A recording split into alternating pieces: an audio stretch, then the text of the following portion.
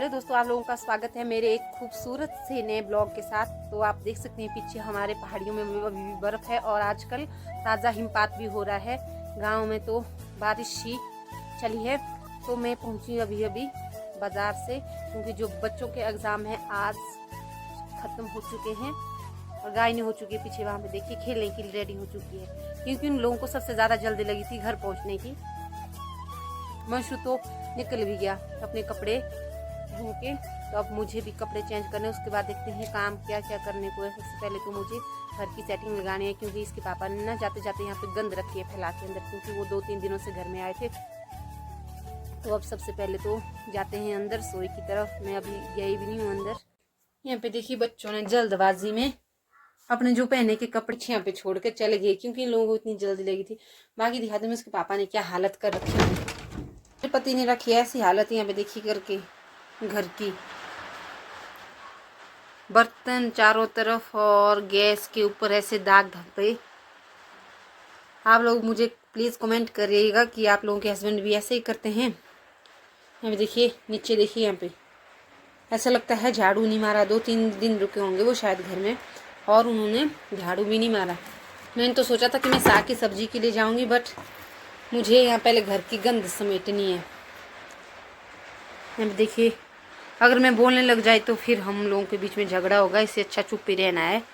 तो first of all I हूँ मैं ऊपर कमरों में। यहाँ पे मुझे चेक करना है कि कहीं चूहों ने घर तो नहीं बना दिया है, क्योंकि इसके पापा ना, आप लोगों को पता है जेंट्स लोग किस तरह से काम करते हैं, क्योंकि उन लोगों को इन सब चीज़ों का बिल्कुल भी नहीं होता कि क्या है। तो मैं चेक करने आ गई हूँ यहाँ पे कि कहीं चूहे तो नहीं घुसे हैं, क्योंकि 1 महीना हो गया है ऊपर वाले कमरों में।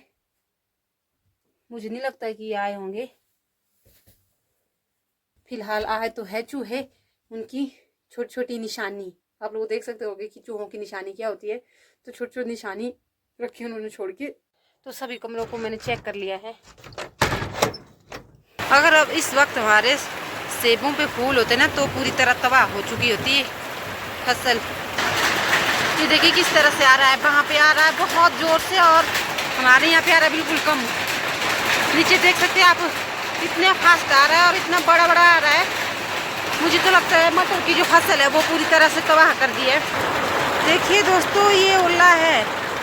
कुछ लोग सोच रहे होंगे बर्फ़ है, बट ये बर्फ़ नहीं है। यहाँ पे देखिए नीचे ओला ही ओला, वो भी इतने बड़े बड़े साइज वाला। आवाज़ इतनी जोर से कर रहा है, धड़म एकदम से ऊपर।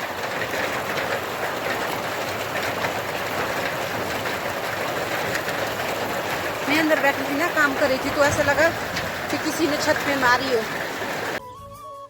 हेलो दोस्तों, गुड मॉर्निंग। तो मैं सुबह के 6 बजे चल पड़ी हूँ और ऊपर पहाड़ी पे वहाँ पे देख सकते हैं आप, धूप लग चुकी है हमारे यहाँ पे। तो मैं आ गई हूँ इसके साथ तराट और इसके साथ, क्योंकि जो सेब की कटिंग की थी तो उसकी जो टहनियाँ है वो मुझे मोटी मोटी तो लकड़ी के लिए काटनी है, बाकी जो छोटी छोटी उसको मैं इकट्ठे करूँगी इससे। तो मैं अपने औजारों के साथ निकल पड़ी हूँ खेत की तरफ। और इस वाले बगीचे में सबसे पहले मैं कर रही हूँ स्टार्टिंग, क्योंकि 2 बगीचे फिर और है मेरे को करने को। तो सबसे पहले तो मुझे टहनियाँ ही उठानी है, और यहाँ पे बहुत सारी लकड़ियाँ हैं तो इनको भी मुझे काटना है। और ये देखिए ये सारी जो लकड़ियाँ हैं ऊपर वाले पेड़ से निकली है। यहाँ पे देखिए ये जो पेड़ है ये हमने किसी और को दिया था, क्योंकि उन लोगों के पास भेड़ें थी। तो जब बारिश होती है ना तो लोग इन पेड़ों को काट के इनकी टहनियाँ खिला देते हैं। जो देखिए यहाँ पे इस तरह के पत्ते हैं, तो इनको खिला देते हैं अपनी भेड़ों को। और जो बाकी जो लकड़ी है इसको हम लोग काट देते हैं, क्योंकि इसकी जो लकड़ी है बहुत ही गाढ़ी होती है। और बिल्कुल वहाँ पे देखिए एक और पेड़ बचा है हमारे पास, तो ये वाला पेड़ भी ये लोग इसी तरह से इसकी जो पत्ते हैं निकाल देंगे और जो बाकी टहनियाँ यहीं पे छोड़ देंगे। तो मेरे खेत में यहाँ पे एक ये है और दूसरा ऊपर देख सकते हैं आप, जिसको पूरी तरह से काट दिया है। गायनी की दादी बोल रही थी कि अभी क्यों जा रही है, क्योंकि आज ना कल रात को जो वो ओलों की बारिश हुई ना, उस वजह से नीचे बिल्कुल ऐसा बर्फ जम गई है।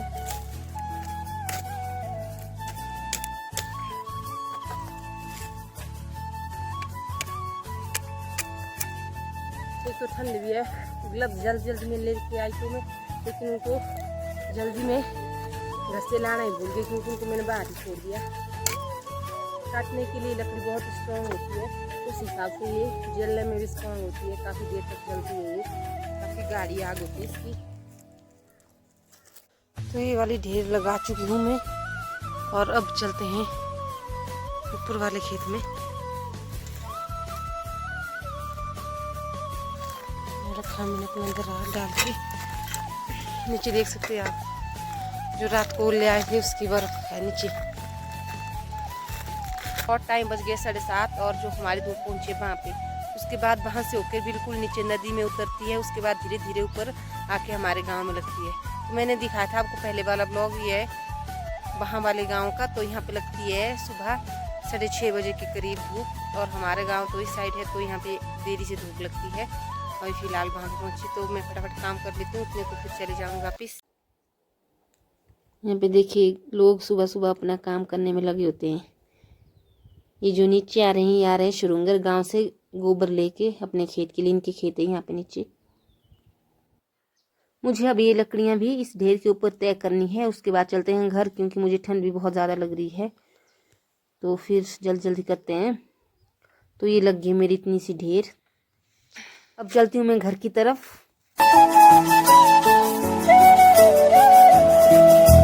ये बंदा देखिए सुबह सुबह, किसने दिए पैसे? अच्छा जी, सुबह सुबह देखिए कुरकुरा लेके भी आ गया। तो फाइनली मैं घर में खाना खुना बना के फ्री हो चुकी हूँ और धूप में बैठ गई हूँ खाना खाने। यहाँ पे देख, आज बना है चावल और मूंगी की दाल, और उसके साथ मेरे मिर्ची है। और मैं धूप में बैठ गई हूँ खाना खाने। काफ़ी दिनों बाद धूप में खाना खाने को मिल रहा है। ये आनंद सिर्फ घर में ही आ सकता है, क्योंकि बाज़ार में तो ये सब चीज़ें पॉसिबल नहीं है कि हम अपने रूम के बाहर, क्योंकि हमें तो फिर टेरेस पे चढ़ना पड़ता है उसके बाद। और बिल्कुल साथ में बर्फ से ढके पहाड़, बहुत ही अच्छा फील हो रहा है। साथ में मैं खाना खा रही हूँ और साथ में मेरे आगे है बर्फ से ढके हुए पहाड़। मेरे हाथों पे पड़ गए आज के काम से छाले। यहाँ पे देखिए, क्योंकि जो दरार था उसको बार बार पकड़ने से एक तो बिल्कुल खून वाला हो गया, दूसरा हो गया यहाँ पे। मेरा खाना तो हो चुका है, अब ले जाती हूँ मैं इसको, और साथ में ले जाना है मुझे घास। तो वहाँ है जहाँ हम लोग घास स्टोर करके रखते हैं।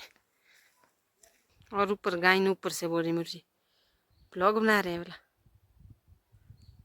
अब हमारे पास बच गए ऊपर वाला घास, और यहाँ नीचे अंदर घास है, और बाहर वाले जो घास है हमारे ख़त्म हो चुके हैं, क्योंकि हम लोग नवंबर और दिसंबर के महीने से देते हैं घास, और यहाँ वाला घास ही बचा है। तो अभी मुझे यहीं से निकालना है घास। और यहाँ पे हमारे सेब का पेड़ सबसे पुराना, हमारे दादाजी के टाइम का।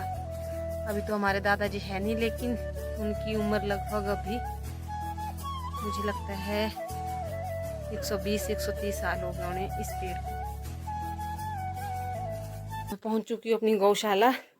इसको तो आप देख चुके हैं मेरी मेमनी को, तो आपको ले चलते हैं अपनी गौ माता के पास, क्योंकि जो ये वाला कमरा ये काफ़ी बड़ा है, इस वजह से हम लोग इसको अंदर रखते हैं ताकि इसको ठंड ना हो।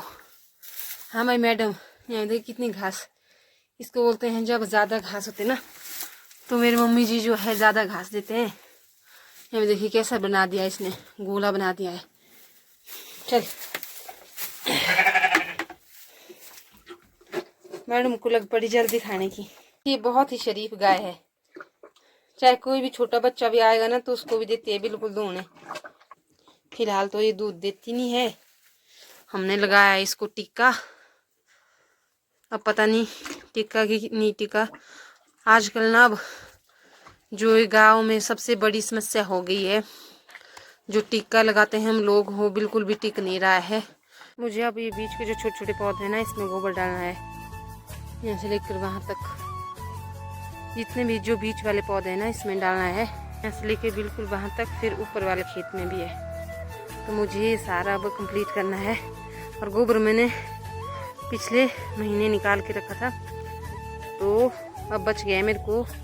यहाँ वाले भी डाल दिया, यहाँ वाले भी डाल दिया, और यहाँ परे वाले में भी डाल दिया। 3 कर दिए मैंने अभी कंप्लीट। तो अभी लगी हुई हैं गोबर ढोने। यहाँ पे देखिए बच्चे इस वाले पेड़ पे चढ़े हैं, बंदर जैसे है, बंदर जैसे चढ़े जाओ वो भी चढ़ना। तो बच्चों को खेलने का है हमारे यहाँ पे एक साधन ये पेड़। इंसान की उम्र का तो वैसे पता नहीं, लेकिन इसकी उम्र का पता है कि बहुत साल टिकेगा, है ना। वो देखिए गायनू कहाँ छुप गई। बस सब छुट्टियों में बच्चों इसी की पेड़ के ऊपर खेल खेल के अपनी सारी छुट्टियां खत्म करते हैं। इस बार ज्यादा घना नहीं हुआ ये, और इसके ऊपर छोटे छोटे फल लगते हैं। हम लोग देखते आ रहे हैं कि जहाँ पे ऐसे मंदिर वगैरह होते हैं तो वहाँ पे ऐसे कुछ पेड़ होते हैं। बहुत सारे मंदिरों के पास होते हैं पेड़, जिनका हमें पता नहीं होता कि कब से है ये पेड़। इस पेड़ का भी कुछ पता नहीं है, इसकी हिस्ट्री कब का है ये पेड़। और बच्चों का खेलने का सबसे मनपसंद जगह है ये। यहाँ पे दिखाओ शक्ल, कौन कौन चढ़े पेड़ पे। लब्बू, गायनू, वो कहाँ गया तीसरा बंदा। तो ये है हमारा कुल देवता, पैताल देवता है ये हमारा। गिर जाएंगे बच्चों। अभी तक इस पेड़ पे फिलहाल तो किसी तरह की दुर्घटना नहीं हुई, शायद भगवान की कृपा से।